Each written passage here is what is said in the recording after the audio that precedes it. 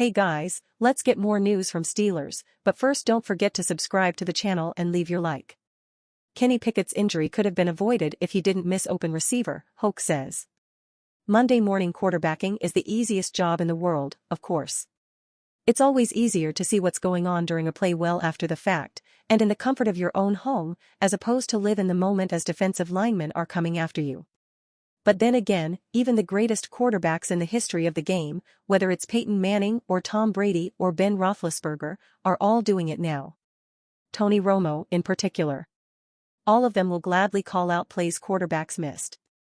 In the case of current Pittsburgh Steelers QB Kenny Pickett, one Monday morning quarterback argues in so many words that he only has himself to blame for aggravating his ankle injury. Analyst and former Steelers DL Chris Hoke blames Pickett's decision to scramble on his poor field vision on the play. When I watched this play again, Calvin Austin 3 came across in motion and was open in the flat, he said during KDKA's Extra Point post-game show. I will stress that he said he watched the play again, which of course Pickett had no opportunity to do while on the field. Kenny didn't see him. He should have hit him. Touchdown. And yes, he's right. We, too, can watch the play again and see how the play unfolded and how it could have gone differently. The Steelers put Austin in motion out of a trips formation on the right side before the snap. An en route by George Pickens isolated on the left side opened the field for what could have been a walk-in touchdown for Austin if Pickett had seen it. Instead, he tucked it and took off, seeing daylight and the potential to run it in himself. Only it wasn't as light as it initially appeared, defenders able to disengage from their blocks and drag him down before he could hit the goal line, mangling his injured ankle in the process. It reminded me of the first time he hurt his ankle when there was another receiver who was open and he rolled out right into the defender and got sacked and got hurt, Hoke said. If he had just taken his reads and checked it down and thrown it to the first option, he wouldn't have gotten hurt here as well. It's unfortunate that this happened, but it could have been avoided. Tomlin's tidbits, everything else Mike Tomlin had to say, December 4th. Something new we're doing for Steelers Depot.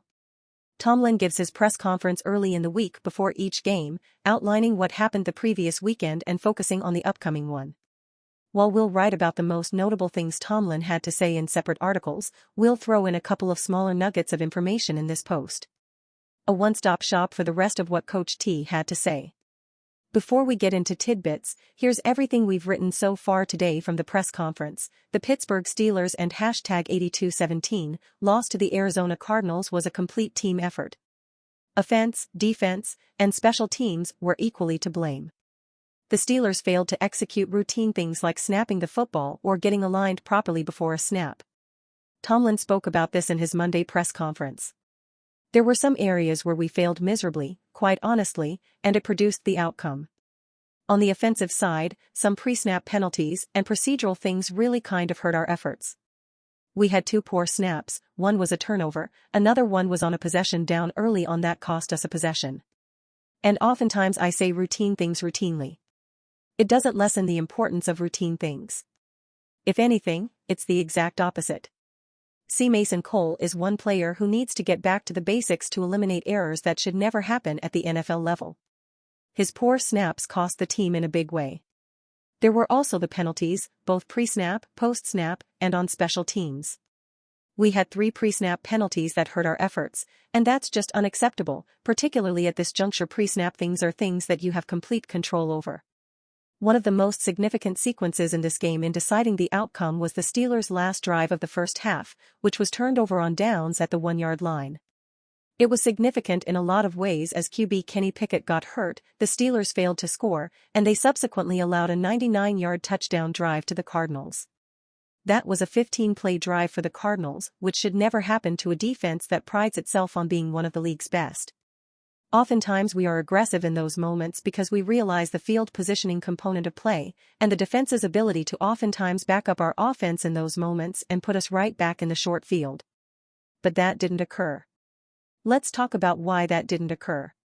We gave up, I think, 3 or 4 possession downs in that sequence.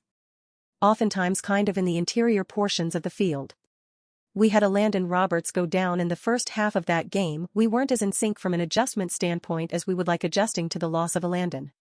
Tomlin called Roberts the defensive quarterback as he has stepped up to where the green communication. Following injuries to Quan Alexander and Cole Holcomb.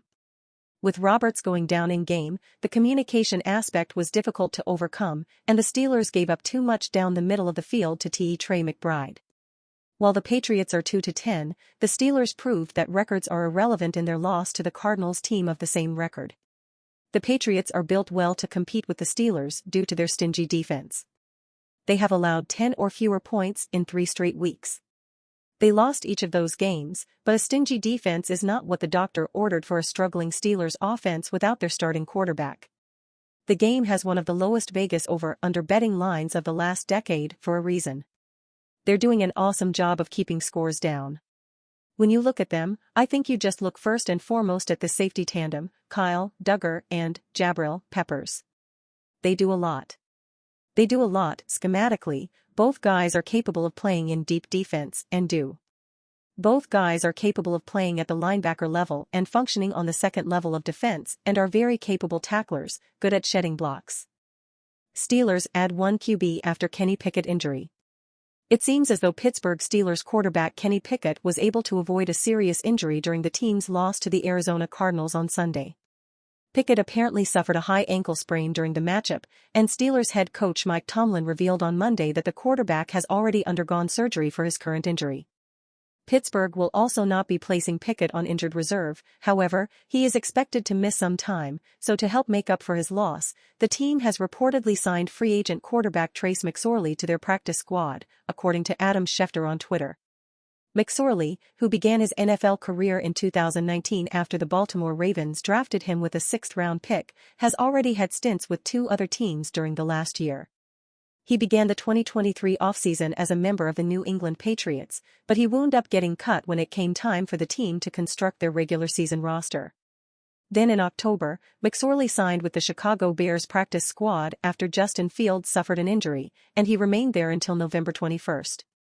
During his career, he's had stints with the Ravens, Patriots, Bears, Cardinals, and now the Steelers. Since he was drafted in 2019, Mcsorley has appeared in a grand total of 9 games, and he's completed 51.6% of his passes for 502 yards, 1 touchdown, and 5 interceptions.